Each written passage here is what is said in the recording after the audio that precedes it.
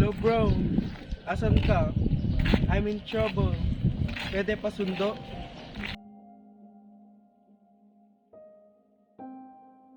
Lagi ka na lang ganyan, sa akin mo na lang sinisisi ang mga bagay na hindi ko naman ginawa.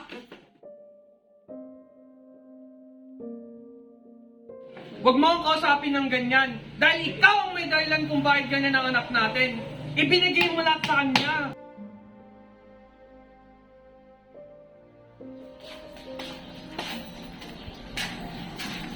Umupo ka. Ano ba ang gusto mong sabihin? May problema ko pa sa father.